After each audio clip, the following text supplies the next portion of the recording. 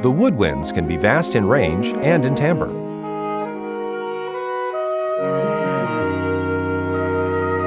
They also have many moving parts, some delicate, some temperamental. To ensure a long life and the best sound your instrument can produce, we have a few ideas. Welcome to Music Student 101. Here are your hosts, Jeremy Burns and Matthew Scott Phillips.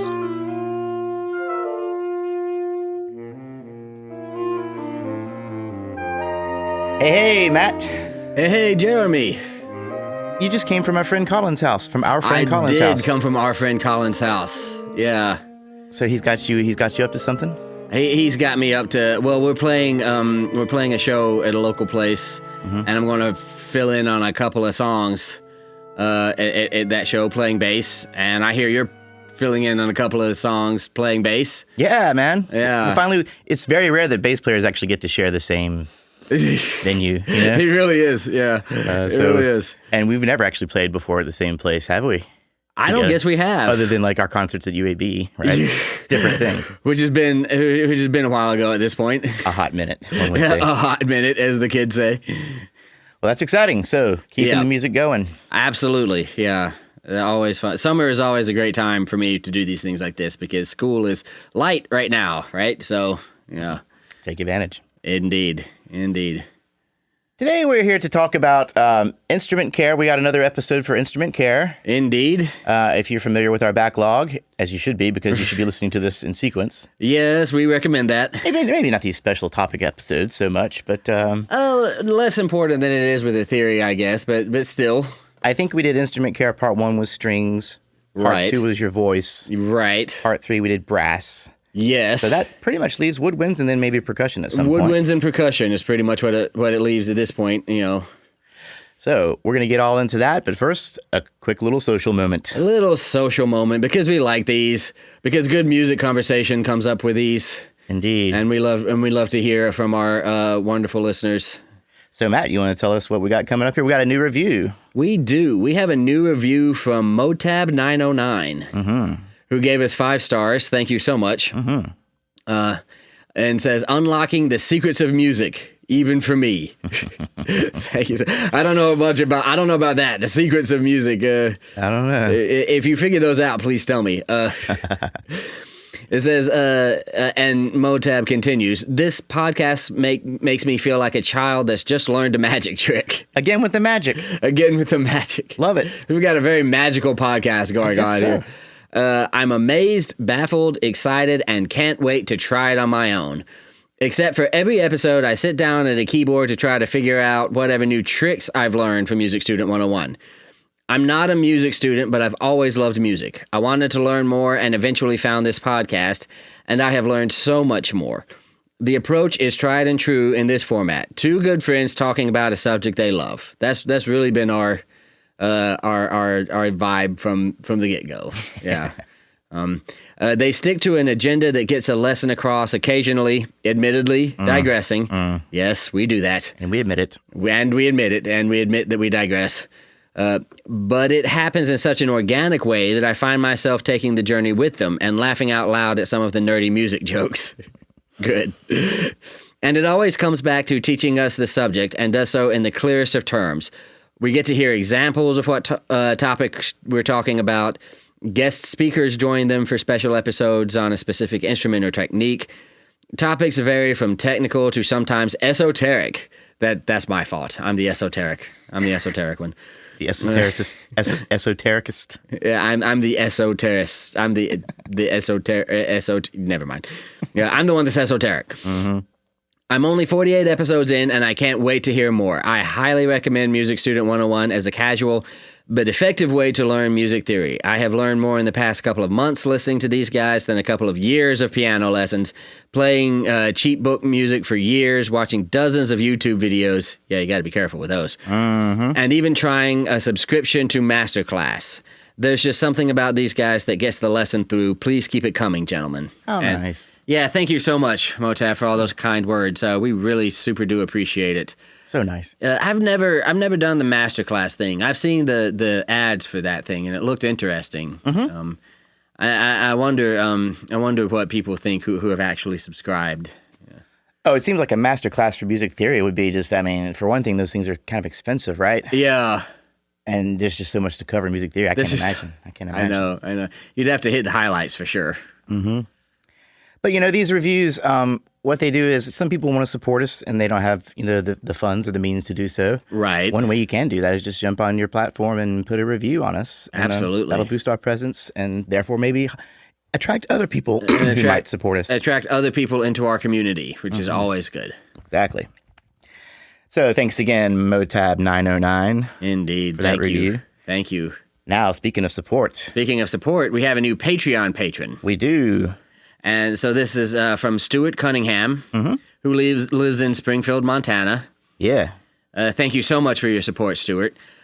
Stuart says, found out about your podcast through Google Podcasts on my never-ending adventure for quality music theory information on my winding path through the world of learning guitar, piano, ukulele, and about whatever musical instrument I can get my hands on. Isn't that great? I understand. I empathize a lot. As an adult learner who wished they had started playing about 40 years ago, finding your podcast was what I needed. You two keep it up. I'm glad to see you're still putting out content, and I have made it through about half of the episodes, but got sidetracked with Jonathan Harnum's Practice of Practice, which every student of any level should read. Listening to your episodes has inspired me to join Ukestra, which would be a ukulele orchestra, I'm inferring. Yep. And we are even putting on a rehearsal, which I've not done since my trumpet days in high school. Isn't that exciting? That is so exciting. And Ukestra, okay, first of all, Stuart, you have got to send us some video or audio of your Ukestra at some point. We'll wait till you get a couple of rehearsals in. We'll be patient, but I absolutely want to hear the Ukestra at some point. My interest is thoroughly piqued. About 2 or 3 years ago, we had an episode where one of our listeners was in a Ukestra, like in New Zealand or something like that. I remember that. Remember that? Yeah. So that's the thing. They're out there, man. That's a thing. Yeah, totally. So and I've never heard one. So please educate me. Send me some. Yeah, Stuart. Yeah, or anyone else in the Ukestra. Please send us clips. We want to hear. Yeah, Stuart, you get right of first refusal because you're a Patreon patron. Exactly. Yeah. And speaking of being a Patreon patron, you get stuff, right? Yes. For $1 a month, you can get access to the Patreon site, which has all of our extra special episodes. Which we finally have one coming up, Matt. We're going to do another one. We finally got someone asking for excellent new episode. So excellent. Yeah. We'll get back on that. For $3, up to $3, you can get this little cool Music Student 101 drinkware. Yeah, there are 2 sitting in my car right now. Nice, man. And then for the $5 or more a month, you can request a special episode, which will go to our bonus content. Which will go to our Patreon bonus site. Content, and you can, in which you can ask us your specific music theory question, and Jeremy and I will spend no less than 15 minutes, usually more than that, but no less than 15 minutes answering your specific music question. Indeed, we will. So thanks again, Stuart. All of your support is so much appreciated. Thank you, Stuart. We really appreciate it. Now let's move on to that was kind of a long review earlier. We don't mind. Well, no, we're not complaining, mind you. But we're going to skip the listener mail just to go ahead and get onto this episode. Okay. But I will say that we did get an update out real quick. You remember Matt Lemon, who had that bluegrass song "Cannonball Run" on the special episode, the composer episodes. Listener compositions. Well, his brother actually contacted us. Now, wow. If you remember, his brother, Chris, was the banjo player in this bluegrass band, but he also won the Birmingham Mercedes Marathon. I do recall this now, yeah. And my band, Jenny's Mixtape, was playing the after party, and he was listening to, he heard us. And he said that when he was crossing the finish line, all he could think about was the music board, the board he was going to get. He's all stoked about this Behringer, where is that thing? Behringer XR18. Yeah. So he's been building the home studio and listening to our podcast. So sweet. Now we got another member of the Lemon family Wonderful, in our crew. Yeah, and you need to hit up our good, our very good Jeremy Burns over here too, and who has his own studio and is an expert studio engineer. Yeah, well, I mean, just listen to the quality of what we're doing now. You know, I mean, none of this is me. I don't. You know, this is all. Well, thank you. I listened to a lot of music tech podcasts before I did this podcast. Another cool thing, Chris Lemon is playing in a bluegrass band. He started another new bluegrass band called the Possum Creek Ramblers. The Possum Creek Ramblers. Is there not a more bluegrassy name? It's about, yeah. You know you're not going to be seeing techno when you're going to see the Possum Creek Ramblers. Yeah, if they were called Possum Creek Hollow, that might be just like 1 degree more bluegrass. Or even Possum Creek Holler. Possum Creek Holler, that would be 2 degrees more bluegrass. But Possum Creek Ramblers is very bluegrass. Yeah, that tracks. Well, Chris, thanks for writing in. It's always good to hear updates with our listeners, and it's so great to know that he used that money not to buy a cool new pair of marathon shoes. No, but instead to get a Behringer XR18 and build his own studio. Start his own studio. It's killer, man. It is. All right, man. A quick little overview of kind of how we're going to do this episode. Okay. There's actually, and even in my mind until I started doing some of these, confusion about what instruments are woodwind versus brass. Absolutely, understandable. Pretty brassy. Yes, and some of the woodwinds are not made of wood, so what do you do, right? Exactly. So we're going to actually give a brief description of most of the woodwind instruments that make their way into the orchestral environment, right? Mm-hmm. And then we're going to just we're going to talk about all the little parts and how to clean them. Mm-hmm. And then we're just going to cover some general maintenance and safety tips. Good plan. Instrument care tips. All right. All right. So let's get into it, shall we? Let's do that. All right, we're going to start off, and you know, if we talked about all these little details and intricate parts, because some of these instruments have hundreds of parts. This would be a whole podcast. 2-part, 3-part, or something crazy like that. So we're going to kind of keep it a little bit vague. Keep it a little surface level, but there's plenty of great resources out there too if you want to learn further. And when we do an episode on the bassoon, for example, we can talk about all that stuff. Absolutely, you know what I mean? And we would. I'm sure that's coming at some point. It will, yeah. Looking forward to it. So. Let's start off with the flute and the piccolo. These are both in the same family, right? Absolutely. The flute is really the oldest known pitch-producing instrument and was originally made out of clay, wood, stone, hollow reeds, or even bone. And almost every culture on the planet has some kind of flute-like. The term musicologists use often is flageolet. Oh, wow. Which basically means designed like a flute and does what a flute does. So a recorder or a shakuhachi or, a ney or what have you. You know, these are all considered flageolets. You remember when we talked about ancient music and there was a flute rendered from the radius of our friend the griffin vulture? Yeah, I do remember that. That was discovered. It was over 35,000 years old. Yeah. That's how they did it back then. And that's how long flutes have been around, so... Of course, today's concert flutes are made of silver, gold, or platinum. Right. Yeah, and very expensive because of those materials. But I imagine. Yeah, I think some of the cheaper ones might be aluminum. I don't know. Somebody write in and check me on that. But yeah, typically silver, gold, or platinum.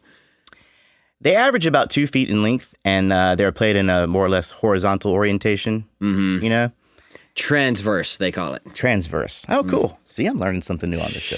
That's what you call the position where you're doing side. Right. Side yeah. Cool. Okay. So you blow across or it's the opposite of that. Check me again, people. Sorry. It's summer. My summer brain is taking over my music brain. Okay, right. But anyway, continue. So anyways, you blow across the embouchure hole to produce the note. You press the keys to change the pitches. Right. But yeah, so it's the same concept as blowing across a glass soda bottle, right? And getting that.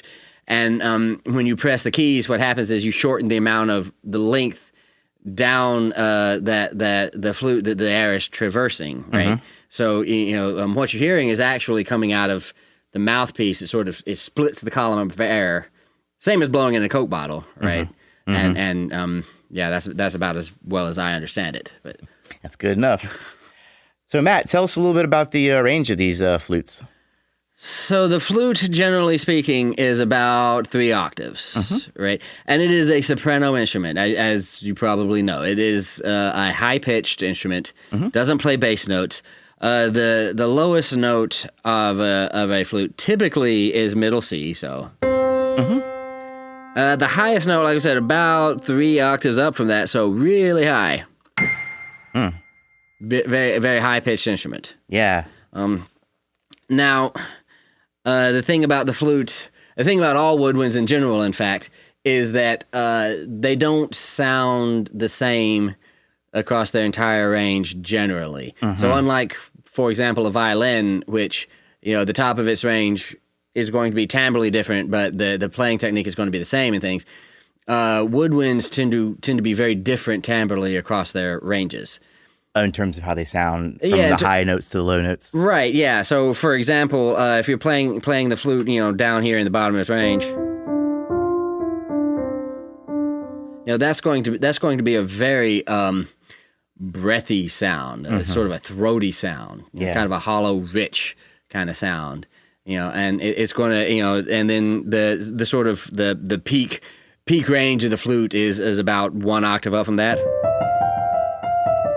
Where it sounds, that's the one that's going to sound the most fluty, bright, and bird chirpy, and very clear and very ringing, very resonant, and then toward those upper registers are going to be very whistly, and take a lot of breath to get it up there. So up there you really can't play softly. It's going to be really loud, and it's going to be whistly and kind of piercing. And this is going to be a thing we run into with most of these woodwind instruments. At some point, they just let another instrument take that part of the range because it sounds and it's just kind of going to be easier for them to pull off.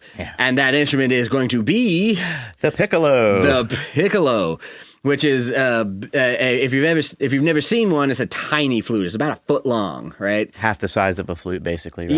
Yeah. It's kind of. It's kind of a neat little thing, and flute players and orchestras are often called on to switch back and forth between playing flute and playing piccolo. So I've seen them just have a piccolo sitting on their music stand, so they can just kind of grab it and back pocket. Yeah, pull it out of their back pocket. Yeah, exactly. Yeah, it is a member of the flute family. Like I said, it's basically a flute made out of the same materials, just shorter, and plays higher.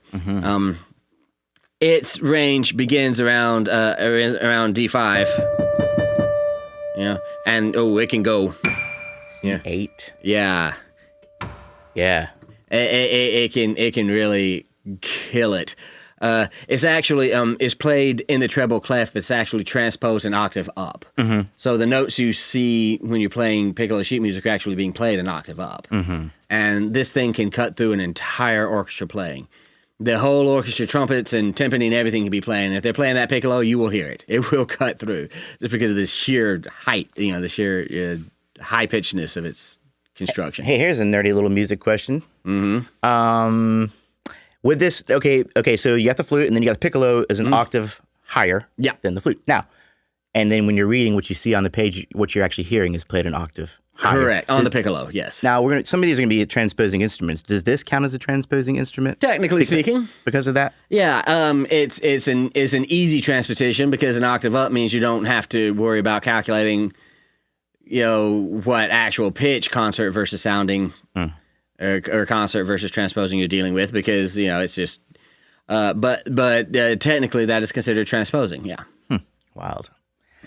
All right, so those are the two kind of most metallic. Melody-ish. Medley, yeah. Metally. Excuse our southern accents. Yeah, right. Yeah. It's made of metal. It's made of metal. That's brass, that's metal. So let's move. And a quick story about that. Just as an aside, an anecdote that people might think is interesting. You might ask yourself, why is the flute considered a woodwind if it's made of metal? Well, it originally was not. Baroque flutes were made of wood. Yeah. And its ancestors, of course, the recorder, which you may remember from kindergarten, and that was a wooden instrument. They started being made out of metal in the late Baroque era. You started seeing metal flutes. Before that, they were made of wood. And then plastic for most kindergarten recorders. And then and the recorders evolved into being plastic and costing $2.95. But finally, an affordable instrument. Yeah. So these are all the oboe has the kind of three things that are in its main family. It's the oboe, the English horn, and the bass oboe. Also the oboe d'amore. What's this? It's kind of like an alto oboe. Of love, d'amour? Yes. The oboe of love? The oboe of love. Yes. I think it transposes like a step down or something like that. So it's like a B flat instrument. Yeah. Or maybe an A instrument. Again, somebody check me on it. But yeah, that's also a thing. Interesting. Yeah. Yeah, a lot of these, like, you're not going to have an oboe d'amour section, right? You're going to have an oboe section. This is going to be like a special instrument that comes out for a special part in a particular composition or something. Yeah. There's like one person in town who has the oboe d'amour, and that's kind of and that's the person you have to hire because they have the instrument. There's going to be some Berlioz symphony where for all of 8 measures out of a 1 hour symphony, you're required to play the oboe d'amour, and it's the solo instrument of that passage. So yeah, pick it up and yeah, absolutely. Wait for your moment in the spotlight. Well, let's talk about the standard oboe that we all know and love, right? Indeed. That's the soprano oboe.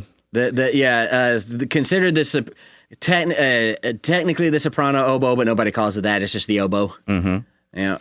And this is about 2 feet long, this instrument. About 2 feet long. It is a long black cylinder that bells out at the bottom. Bells out at the bottom, yes it does. And it has those holes in it are covered by metal keys. Yes, and all of these instruments are keyed. What we mean is where they used to just be holes drilled into the wood that you covered with your fingers. Mm-hmm. In the modern versions, they're actually keys that are little buttons you press that activate kind of tiny little mechanisms that cover that hole. And I guess the advantage to the keys is it's more consistent covering. Exactly. Less leakage, And it makes some reaches. It makes some notes easier to play because the combination of holes to cover and uncover would be really freaky, but you can just press a key and it can cover those holes. Right, yeah. Yeah.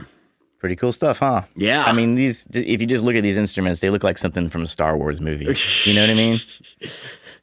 And this is probably why I didn't get into this, I'm like, I was just intimidated. I mean, all I got to do is wipe down my bass when I'm done with it. You know what I mean? Yeah, we're both kind of string players, bass players, and I'm kind of a string person, but I don't know. But yeah, these instruments are very, very fascinating. I can't remember if we've ever mentioned that before, but yeah. That we're bass players? I don't know. Did that ever come up?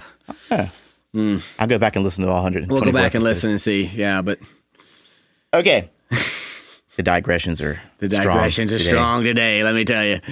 Okay, so anyways, more recently, some of these instruments are made of plastic, resin, and other hybrid composites thereof. Interesting. Yeah. There is a wooden reed sticking out of the top that you blow into. Yes. And the reed vibrates the tube, the body itself. Yes. And there's your note.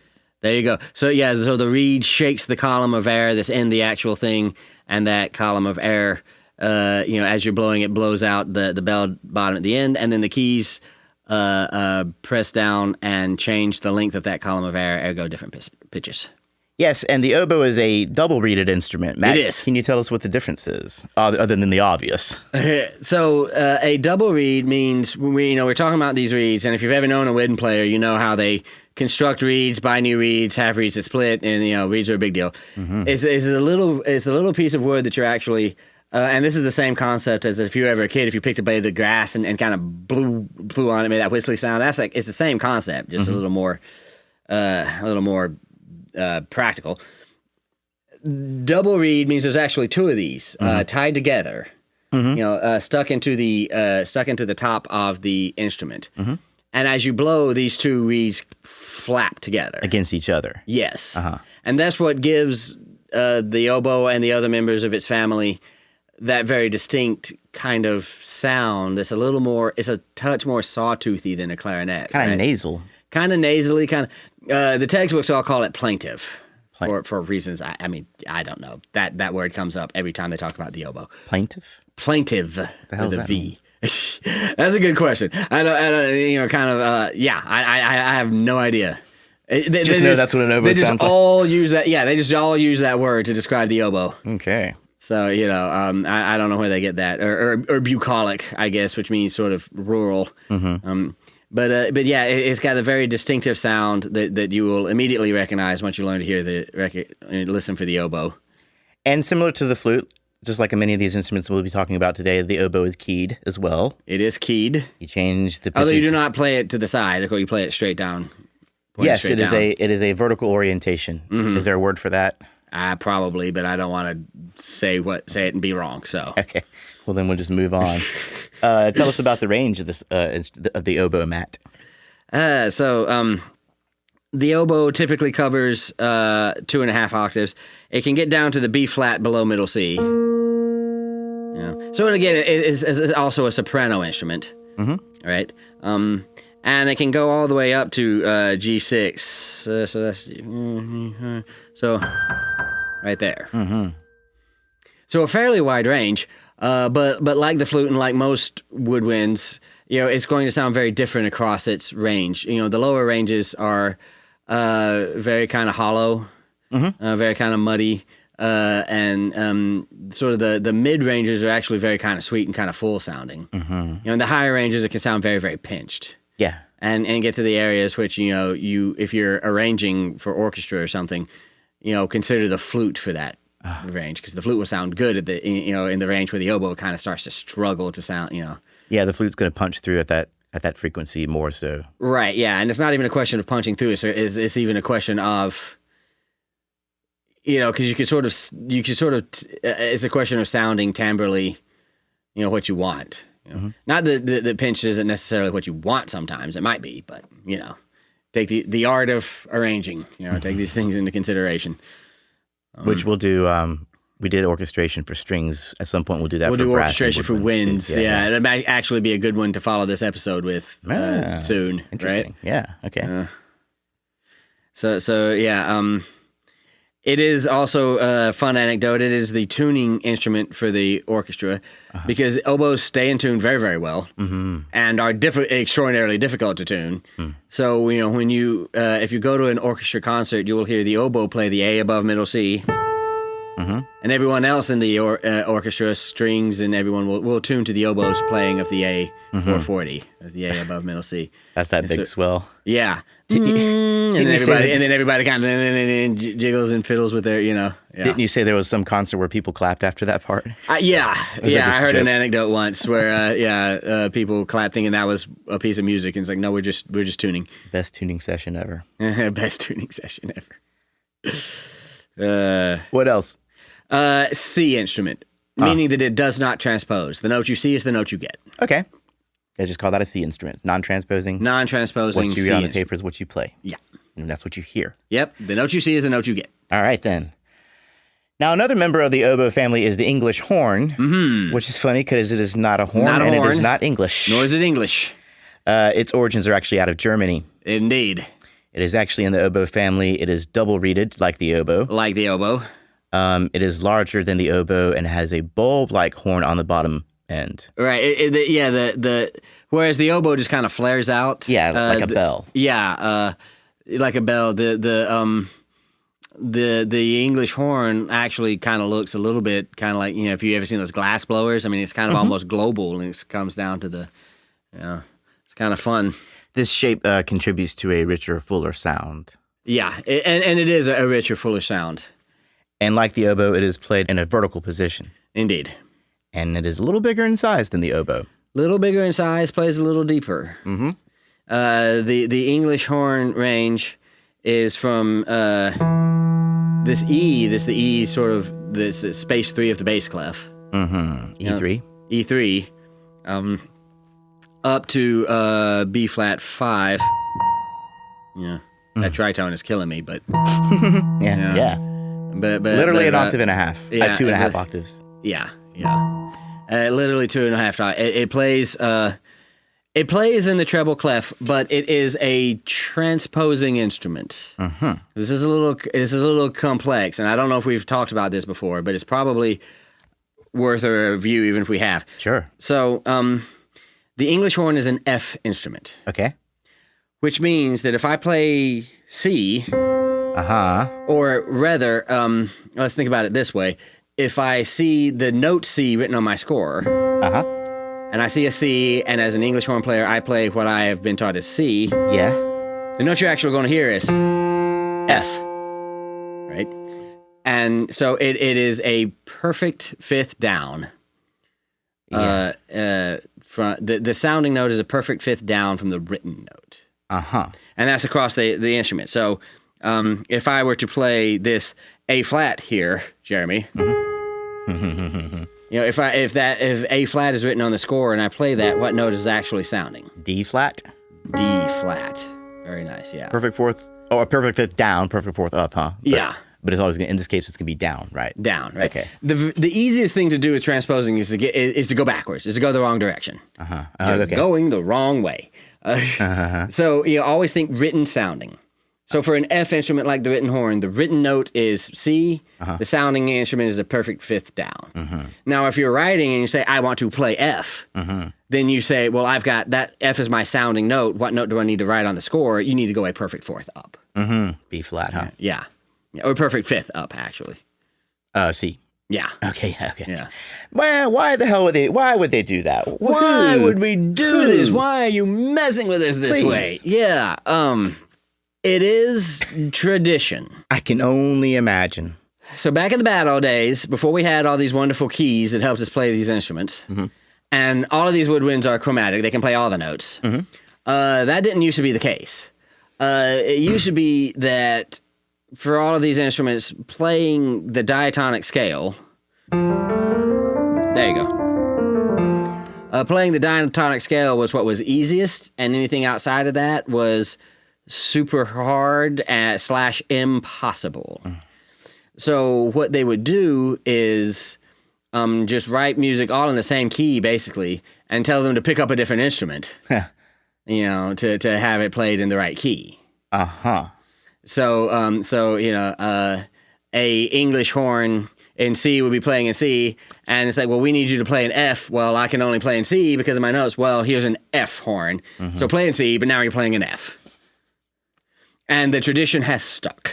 You know, and all of these instruments are still considered transposing. The most practical explanation for this that I've ever heard is that it allows them all to play in the treble clef, no matter how low they go.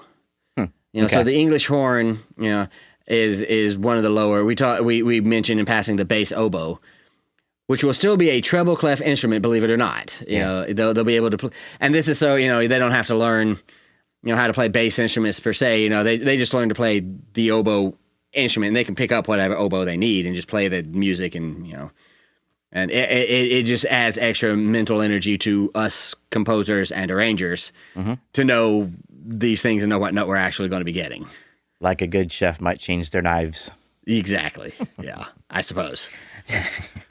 Me with the metaphors and analogies. Bass oboe, speaking of bass oboe, right? Yep. Speaking of the bass oboe. It is twice the size of a soprano oboe. Yes. And it sounds an octave lower. Sounds an octave lower. It is an octave down transposition from C score, yeah. So if I play this note, or if I see this note written on the score, which is the E above middle C, the note I'm going to get is that. 2 octaves. Or an octave down. 1 octave down, yeah. Okay. Wow. What about the range of the bass oboe?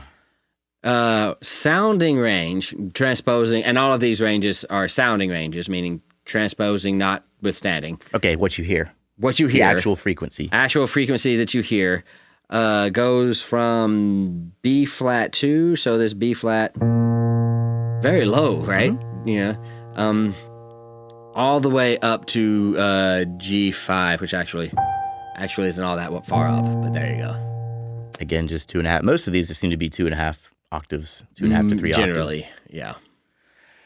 So there's the oboe family. So there's the oboe family. And the English horn. And the English horn, and the bass, and the oboe d'amore. Yes, and the oboe d'amore, which is, what'd you say, a whole step down transposed or what? Yeah, I think so. It's an alto-ish instrument. Just a little deeper. Yeah. Okay, let's talk about the clarinet. Let's talk about the clarinet. I really like the sound of the clarinet, and the oboe for that matter. Indeed. Actually, I like the sound of woodwinds. They're very great. Yeah. The clarinet can sometimes be mistaken for the oboe, except the mouthpiece is different in appearance, you know? It is, yeah. The clarinet, the mouthpiece is more like the recorder mouthpiece that we used to see in kindergarten. You know? Kind of a solid single, and it's also single reeded. Yeah, it is a single reed. So not 2 reeds flapping together, just 1 reed flapping inside the instrument. Is it flapping against the plastic? It's flapping against nothing. It's flapping against nothing. Yeah, Okay, it's so just moving the air. Interesting. Yeah. Okay.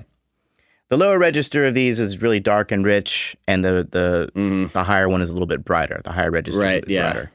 Like most of these, it seems. So they actually have the range of the clarinet is huge, and we're about to get into that, I suppose. Yeah, I wasn't quite sure, what exactly the range was, because they have all these kind of overtones and different. It can be kind of hard to pick up on it. But they actually have different names for the different registers of the clarinet. The clarinet sounds so different in every register. They actually give it little, so the lower notes are the chaminot notes. Yeah. And then there are the throat tones, which are in the middle, and then the clarinet tones at the end. Yeah. What is that? What exactly does that mean? Is it just they're just giving a different name based on the timbre? Yes. The tone color or whatever you want to call it. The timbre, the tone color. Yeah. So chaminot range is deep and rich and thick sounding. The throat tones sound like someone singing almost. And it's probably the classic clarinet sound that you think of. Yeah. And then the clarinet tones are very shrill, kind of squeaky. Yeah, squealy. Yeah, squealy, squeaky, shrill. Yeah. So the clarinet range is a little bit tricky, right? A little bit tricky. Well, first of all, the range is ginormous for the clarinet. Ginormous, all right. Yeah, it is very, very big. And all clarinets tend to have the same range despite transposition, which we'll talk about in a minute. And when we say clarinet, are we saying B-flat clarinet? Is that the most common one? Yeah, we're about to get into that. Okay. So, but the B-flat clarinet, yes, all of the clarinets will have a range going from here, going from the E below middle C, the 6 below middle C, all the way up to I have to read these ledger lines. There's only 20 of them. Yeah, so going all the way up to the A, that is right there. You mentioned the B flat clarinet. Mm-hmm. So the clarinets are transposing instruments. Yeah. The B flat clarinet plays a half step below.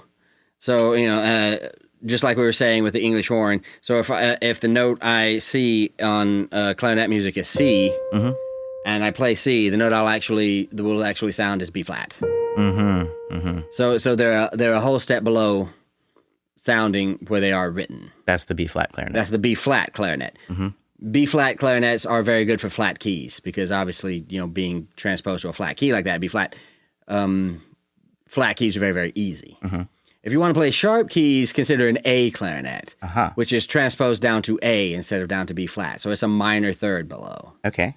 And being the case, it is easier to play the sharp keys on an A clarinet. So typically clarinetists will try to play flat keys on a B flat and sharp keys on an A. Oh, so you gotta have two of them? Oh, at least. At least? Poor clarinet players. Poor clarinets. I mean, they are chromatic instruments, so they can get away with it. If you're playing an F sharp on a B flat clarinet, it'll work. Your clarinetist won't like you. Yeah. They would much rather just get that A clarinet out, or at least ask you to change F sharp to G flat. And then what about the bass clarinet? So the bass clarinet is an octave and a whole step down. An octave and a whole step down. Okay. Yeah, it is a B flat that is then transposed further down an octave to hit lower bass notes. Okay, so basically a B flat clarinet, an octave lower is the bass clarinet. Yes. Okay, which sounds a whole step lower. Yes. Okay. So it sounds a major ninth lower than written. It's complicated. It gets confusing. Now the saxophone, despite looking quite brassy, is a woodwind It's instrument. technically a woodwind instrument because it is exactly the same as a clarinet in terms of key structure and transposition and everything. And it is a reeded instrument. And it is a reeded instrument, yes. Single reeded in this case. Mm-hmm.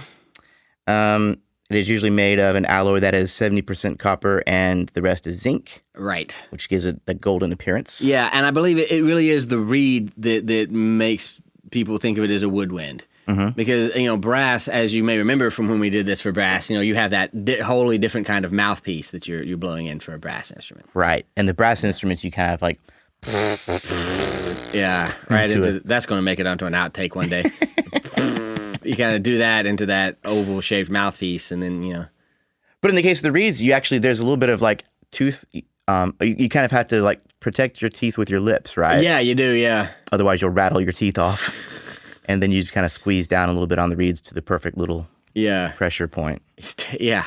It's kind of weird, kind of crazy stuff. It's kind of crazy, yeah. Well, tell us about the different saxophones and their ranges, Matt. So, there are 4 saxophones that everybody's probably seen in their life at one point or another. Mm-hmm. The soprano, the alto sax, the tenor sax, and the baritone sax. Right? Barry if you're jazz. Give me that Barry. So the soprano sax is a transposing instrument. It's a B-flat instrument. You know, a whole step below where the written note is the sounding note. You know, and yeah, that after that is the alto sax, which is actually an E-flat instrument. So that's actually major 6 below. And that's a little bit lower, yeah. Yeah, that's complicated, isn't it? Yeah. Yeah, a major 6 below the written note is the sounding pitch. So you got to really know your intervals. If you're a woodwind player, you just can't run from these calculations. Oh, they get so good at it though. Yeah, they get so good at it. Impressive. So yeah, the alto sax is major 6, and then there is the tenor sax. We're talking about a B flat again, an octave and a whole step below. Yeah. And then the baritone sax, which is an octave and a major 6 below. And the baritone itself is also is an E flat. So and also an E flat, yeah. 2 B flat, 2 E flats. Yeah, so soprano and tenor are B flats. Alto and baritone are E flats. Okay. The baritone sax is an octave lower than the alto sax. Okay. So one of them is a B flat, and the other one is an octave below that B flat. Got it. Very good. And these play on the treble clef and these are transposing instruments, as you said. In general, yes. Okay, let's get a little lower, shall we? Even lower. So we come to what are the legitimate bass instruments of the woodwind choir, and those are the bassoons. I love bassoons. They're some of my favorite instruments in the orchestra. They're just such fun. They sound so much fun. You know, I love a good bassoon solo, which is a thing in a lot of orchestral music. They're just awesome little instruments. This is a large cylinder made out of wood and doubled in half. If not for being doubled up, the pipe itself would be 9 feet long. Right. So so doubled up means it curves back in on itself to avoid being 9 feet long. Right? To avoid it goes down. It goes down to the floor, curves up, and then comes up like past your head. Otherwise, you'd have to sit on a ladder to play it. Yeah, exactly. What else? It has a long, thin, curved metal tube coming out from the midsection with a double reed coming out of it. And the bassoon is double reeded, like the oboe family. And that is called the bocal, with the B. Right. Bocal. Yeah, nice. And then, so tell us a little bit about the range of these guys. So the bassoon plays in the bass clef. It is a C instrument. It's non-transposing, and it is a bass instrument. So they learn bass clef. They also learn to play in tenor clef. But generally, it is a bass clef instrument. So its range goes from B flat 1. Yeah. Look at that bass instrument. To potentially G5, which is actually a very, very large range. That's a pretty big range. And the bassoon at that high range can be really, really interesting sounding. Go listen to any recording of Stravinsky's Rite of Spring, any orchestral recording, and the very first notes you hear are a bassoon playing in its very highest range. Really? And playing, the main melody in the very highest range. Yeah. Cool. Yeah. Hey, when the bass players go high, yeah, people notice because the bottom drops out. But it also sounds cool. Oh yeah. So playing melodies in a higher range of lower instruments seems to be a cool thing. Yeah. Speaking of going even lower, the contrabassoon, where the bassoon is kind of in the cello range. The bassoon is kind of in the cello range, and it's kind of comparable to a cello. You know. In terms of its role in the orchestra and everything. The contrabassoon is actually closer to an upright, if not lower, right? It in fact is lower. Considerably lower. It's even bigger. And it kind of almost looks like the kitchen, the piping in the kitchen sink, because I think it curves around a couple of times. Yeah, it's doubled up. It's twice doubled. Range from B flat 0. That is the lowest note of a contrabassoon. Remarkable. Have you ever heard a contrabassoon play its lowest note? Nuh-uh. Well, I mean, I don't think I have. You can almost count the vibrations. Really? You can almost hear the vibration of the note go bow, bow, bow, bow, bow, bow, bow, bow. It's bow. Huh. All the way down there. It's amazing. I'd love to hear that. Yeah. It goes from there up to not very high, obviously. D flat 4. Mm-hmm. The D flat above middle C. It's kind of a cool sound.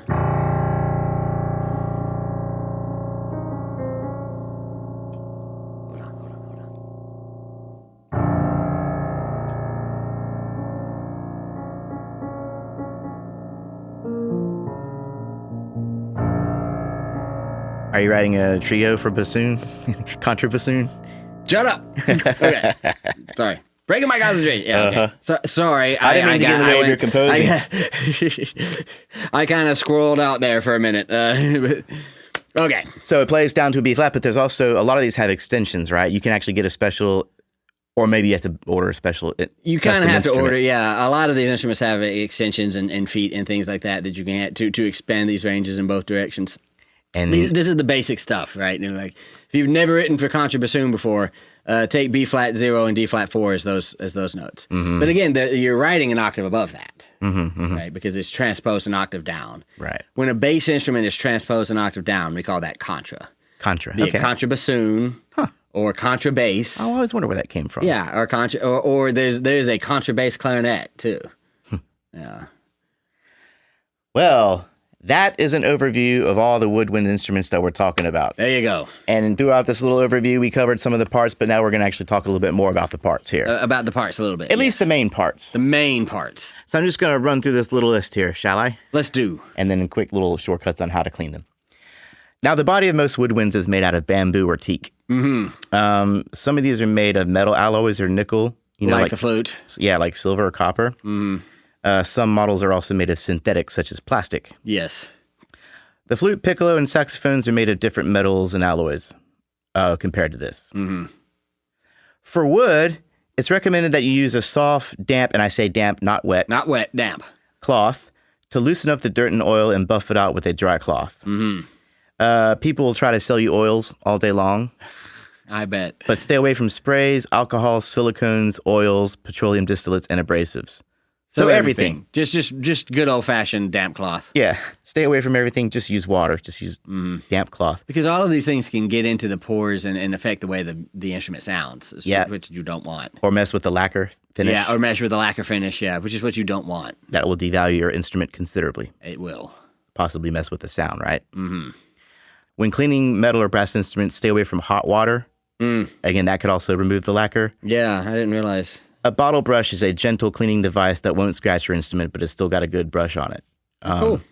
So a lot of these articles recommend like a small amount of cleaning detergent on these little brushes, and then just kind of slip, do your thing with it.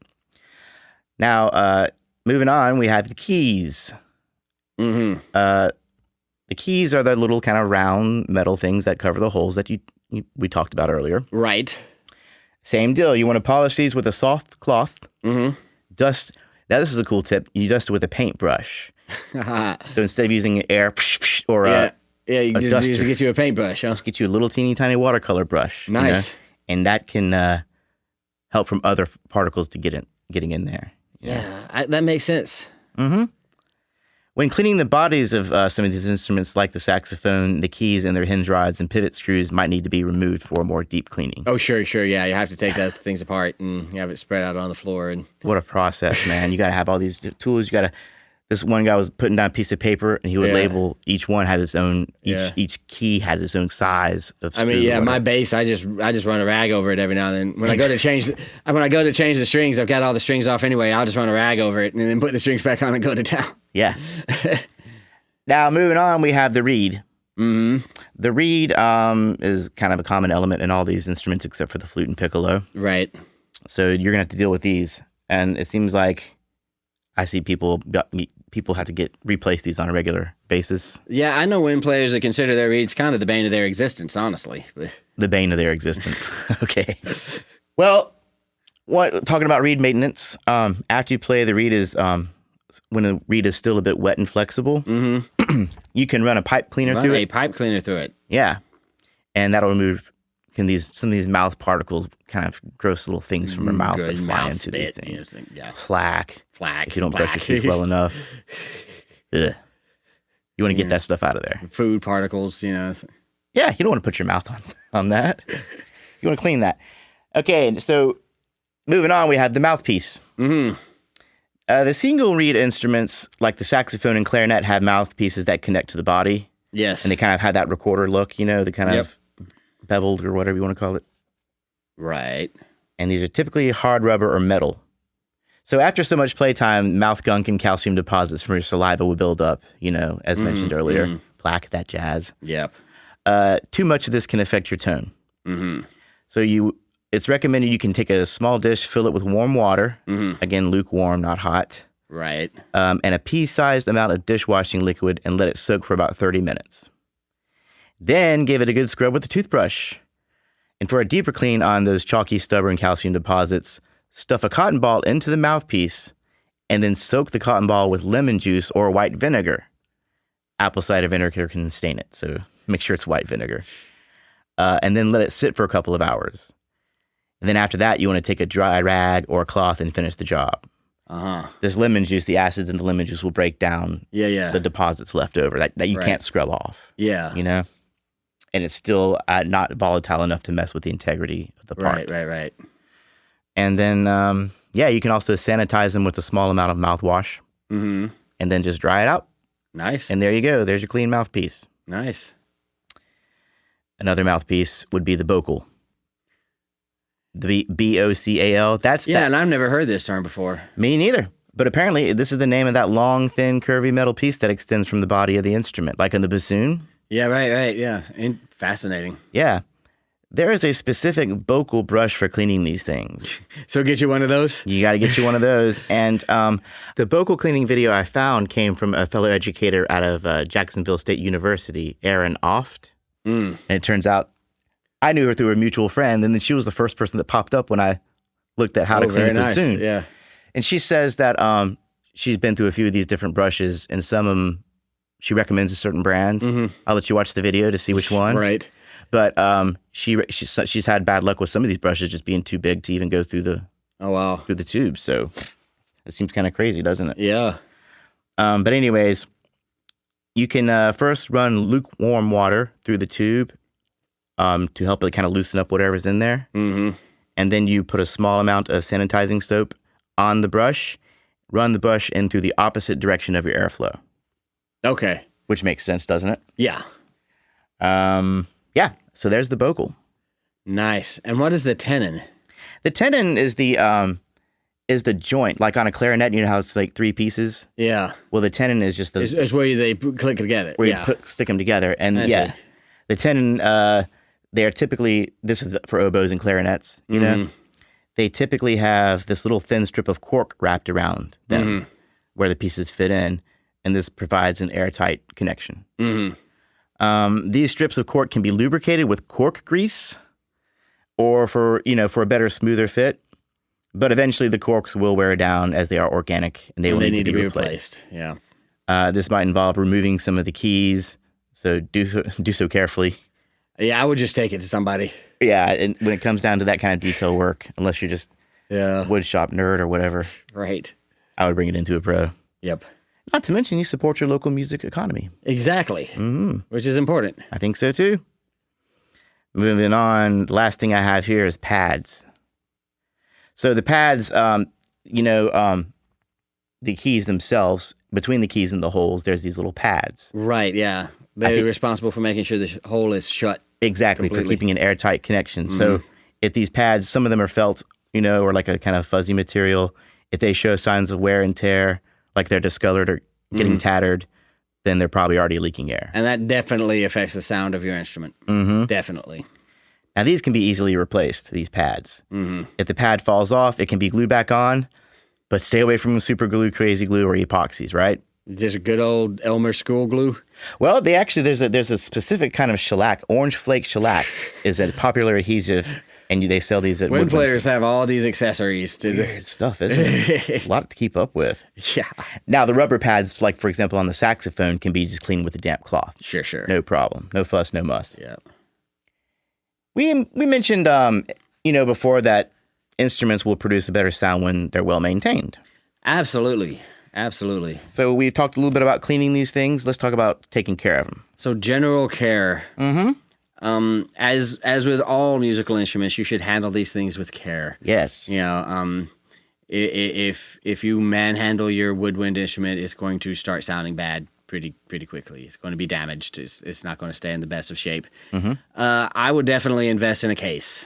Mm-hmm. A hard shell case, not a gig bag, but a hard shell case. Yeah. Right. They're a little expensive, but way less expensive than the thing you're trying to protect. Than replacing that instrument. Yeah, it is a worthwhile investment. It really is. Most woodwind cases have compartments you can store sort of loose stuff in. So, you can keep a cloth in there or a pack of pipe cleaners to clean out your reeds if you need to, before you play, something like that. Keep items from clanking around and damaging the instrument. Definitely use those. Yeah. Invest in an instrument stand. So you can stand your wood, and if you're a guitar or bass player, you know what a guitar stand is. There's a version of that for all wind instruments, so you can just have it upright and sitting there, not like laying on, thrown across the bed or something. Yeah, right? Didn't know that, but I should have assumed. Yeah, you lean that thing against the wall once, and and then they're actually exactly. There could be heartache. Yeah, never store your music books in your case with your instrument. They can scratch up against it and damage it. They can cause undue stress on your instrument. And this is true for just about any musical instrument I can think of. Always avoid extreme temperatures. Yeah. This is true for your guitars and basses too, right? Don't keep them in the car on a hot summer day. The ideal temperature for a woodwind is about 70 degrees Fahrenheit. That's about 21 degrees Celsius. For our metric buddies. For our metric buddies. Now, if you get up to 75 or down to 65, you haven't heard anything. Mm-hmm. But past that, it's because these pieces, they expand and contract in this heat, right? Yes. And cold, and it's not good for them. Mm-hmm. Ideal humidity is between 40 to 60% based on your geography, based on where you are. Mm-hmm. Where we are, humidity is an almost constant enemy of all musical instruments. I'm sure I don't have to tell you. You ain't lying. That's why I have this dehumidifier down here. Yeah, exactly. Yeah, because it is just the bane of your existence. Where we live, it is a constant enemy. There are other places where it can be too dry, and that's also bad. Sure. Right. And you got to get a humidifier. And get a humidifier. Yeah, which is also a thing. Yeah, but so general care for where and how you keep it, can really extend the life of your instrument a lot. I think we said something like, just don't leave it anywhere you wouldn't leave your child. Good one. In a hot car. Yeah, don't leave it in a hot car. Don't stick it in the fridge. The walk-in cooler. Don't leave it in the walk-in cooler at work. Yeah. I mean, ultimately, a case also protects them from temperature and to an extent. But if you throw it in a hot car, the case is going to get hot. And I actually had a bass once sweat. Literally sweat. Huh. I was 16 years old. Huh. I didn't know anything, and I had my bass, and it was a hard shell case and everything, and I threw it in the back of the car and just drove around all day, and it was a hot summer day, and in Alabama, you can imagine. And when I got my bass out that afternoon to play it, there was literally moisture bubbling up out of the wood. It was literally sweating. How horrifying. Yeah, it was pretty terrible, yeah. Huh. Never heard of such, but I guess it can happen in Alabama. Absolutely it can. How about keeping them dry? That's kind of important. Keeping them dry is very important. On the topic of humidity, when you blow into or across anything, moisture droplets from your breath gather on the surfaces. Yeah, spit. You're talking about spit. Spit. I'm trying to be proper here. But spit and mouth funk. This can cause corrosion on the metal parts, and it can cause swelling in the pads, which can cause air leaks in the instrument. And the pads, like I said, help to seal the tone holes when they're closed. Mm-hmm. So use a pull-through swab to clean the interior after you play. For most of these instruments, it's recommended you actually swab the interior. And And you want to go in from the big side and out the small side. Why in this big side and out in the small side? Just going against the airflow direction? A lot of these things are like little kind of handkerchief-looking napkins. Yeah, I've seen those. I've seen wind players play with those. With a little string and a weight attached to them. Yeah. So if you bring it in the small side first, it might bunch up and not do a full enough cleaning on the fatter part. So you bring in the fat part and then it just bunches up as you go down. Yeah, got it. As opposed to being pre-bunched on the small part. On occasion, consider having your instrument professionally cleaned at a local music shop. Please do that. Now, I don't know about the pricing or the schedule. That varies, I imagine, from instrument to instrument. And how dirty they are. And how dirty they are, right? Possibly. You need to leave this here for about a month. But so there's keeping them dry, keeping them at a good temperature. Yes. What else we got, Matt? Keep a clean instrument in terms of fingerprints. Fingerprints are basically dirt and soil and oil and all grubby kind of sweaty stuff from your organic fingers. Hand funk. Different finishes can require different textured polishing cloths. So find out what works for your woodwind and use that. The most common finishes are silver, nickel, and lacquer. So use something delicate, like a watercolor brush to clean, keys and inner parts. Don't scrub it with a Brillo pad. That's bad. Yeah, apparently even a cotton swab can mess with this. It can scratch the finish. And the tiny little springs inside the keys. Yeah. That's why another reason the watercolor brush is recommended, because it's so delicate. Right, yeah. I found out that one of the greatest causes of damage in these instruments is improper assembly and disassembly. Oh, man. Isn't that interesting? Yeah, it's something that we don't have experience with. Our instruments don't come apart. No, every time they take those things out of the cases and put them back in, they have to take them apart and put them back together again. So compared to dropping it on that one rare occasion where you just kind of mess up in life and drop something, you're going to have to do this every time. So let's talk about that a little bit. Use a small amount of cork grease on any cork tenons, such as those on the clarinet. And then on the joint, it helps them kind of slide together with less effort. Right. So less effort, less damage. Right, yeah. When joining these pieces together, these instrument pieces together, be mindful of the moving parts like the keys. If it involves pressure or twisting, try to use the body of the instrument rather than the keys. So if you're trying to piece together a clarinet, don't hold it by the keys. Yeah, exactly. Hold it by the wood of the. Hold it by the wood. Put your pressure on the wood. Just like anything in life, don't use too much force. Force is usually not your friend. If there's too much resistance, there's probably something wrong. Probably something wrong, yeah. Fortunately, unlike life, you can just bring it down to the repair shop and sort it out, right? Right.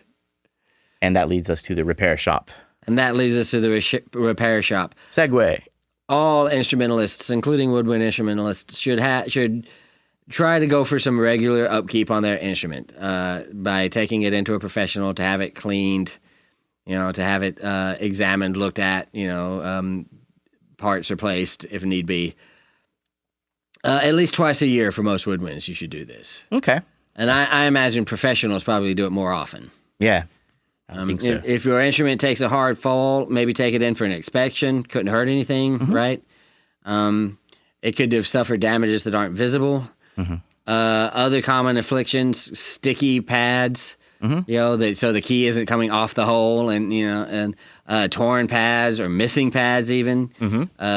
Corks, joints, or tenons fitting too loosely, so it doesn't stay together well, fitting too tightly. Or just your instrument not sounding right. All of these are a good reason to take a trip to the repair shop. Do not be afraid. Unless you know how to do all that yourself and have all the materials and tools. Exactly. Which I'd be surprised if you did. Exactly. Because it's a woodwork. So you need a wood shop for some of this stuff. Indeed.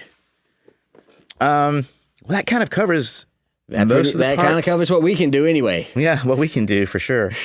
In lieu of a recap, I guess one of the main takeaways is the consensus seems to be to stay away from metal, polish, and water at extreme temperatures. And harsh brushes. Stay away from extreme temperatures and humidity levels. Buy a case. And take it to get looked at by a professional occasionally. A quick word on cleaning kits. Because in a couple of these articles I read, people are just kind of dissing on the cleaning kits. They say that you spend money on a lot of stuff you really don't need. Yeah, I bet. You know what I mean? Yeah. They probably have special creams and polishes and whatever, where water works just fine. Yeah. People trying to sell you things you don't need. It happens a lot. Yes, it does. When you Google how to clean a bassoon, it's not going to show you the first thing it's going to show you is sponsored ads. It's an ad. Yeah. So don't be confused in pushing some ad thinking you're getting an article. Right. So yeah, think about that, y'all. Cleaning kits. Yep. Maybe it doesn't need to be that complicated. Maybe not. Mm-hmm. Maybe a damp water cloth will do most of the work, and a little watercolor brush to clean out the nooks and crannies. Exactly. Yeah. Woodwinds. There you Deep, have it. rich, smooth, beautiful. Deep, rich, smooth, beautiful instruments. Keep them that way. Indeed. Before we get out of here, I want to give a couple of sources. Some people, some bright people that helped me out with this information that's kind of new to me, really. Mm-hmm. So I hope I put it together well enough to make sense for you guys. The Oregon Symphony. I use these guys for the brass. Can't argue with the source. Yeah. They have a woodwind family. You just kind of look that up, and that's what it brings you. Their site's very informative, and it has articles on all types of instruments. Awesome. We'll put the link to that on the website. Good. MusicStudent101.com. On YouTube, a couple of cool videos I saw. Very helpful. Oboe Lesson 1.2, Cleaning and Maintenance by Boot Camp at Beginning Band Boot Camp. Interesting. This video, the presenter is Nikaya Box. Mm-hmm. And she's pleasant and informative. And this was an 8-minute video with no cuts, fades, or edits. What does that tell me, Matt? That she did it all in one take? And that means she knows her stuff. Yeah. Okay, another great one I found was How to Clean a Bassoon Vocal by Aaron Oft. And that's Erynnoft. Erynnoft. Yeah, first name Aaron, last name Oft. Our friend Aaron Oft. Our friend Aaron Oft. And it's a great video. She's very, very informative and great personality and good video. Sweet. So check that out. Like her, subscribe. And next up, we have The Vault. .musicarts.com. Mm-hmm. That was the one where that was Woodwind Instrument Care is the name of that article. Very good. And then finally we have YouTube, Time to Clean Your Saxophone by Jay Metcalf at Better Sax. No, that's a good name, isn't it? That's pretty good. Yeah, there's a lot of innuendo jokes where the saxophone is concerned. That's a good one. And it's a saxy instrument. It's a saxy instrument. Dad jokes, we got them. We got them, man. We got them. More every day. Uh-huh. All right. Well, this was informative. I feel like I learned something anyway. I learned a few cool things myself. I hope you guys did too. We certainly do, and we will see you next time. All right, looking forward to it.